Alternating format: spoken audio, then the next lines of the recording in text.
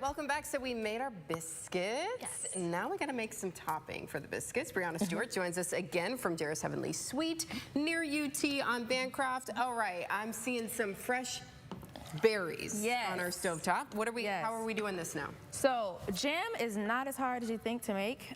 Basically, it's just the fruit and sugar. And sugar. Okay. That's it. All right. So I have some mixed berries in here. I have strawberries, raspberries, blueberries. You can pick whatever berries that are your favorite combination. Yum. I'm throwing some blackberries. You can do that. Yeah. So all you're gonna do first is take some sugar.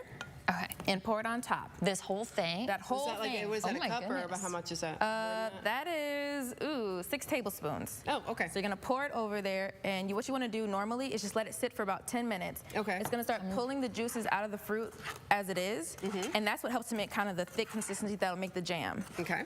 If you don't like a lot of chunks in your jam, you can use one of these and mash it up a little bit. Go ahead and pour in that sugar, start stirring it up. So yes, it's already juicing out. We want to do this on low or like start about medium. Medium, okay. Yep, start about medium, just so you can kind of start breaking it down a little bit.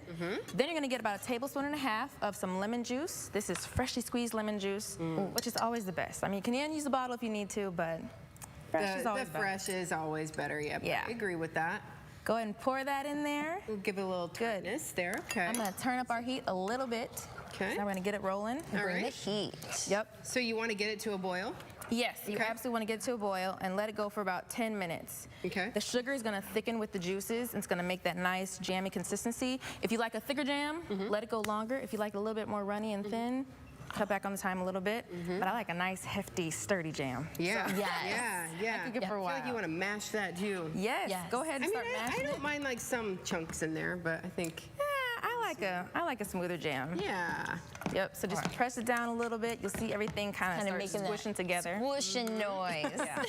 It looks bad right now, but I promise you No, it'll turn out. it still looks good. It looks good. We have the recipe, of course, for you on WTOL.com. If you are not able to jot it down here, grab that off our website. Diane, have you made jam before? I have not, but this is so easy. It's easier than I would have thought. Yeah. Yes, I tell people all the time, baking's really not as hard as you think.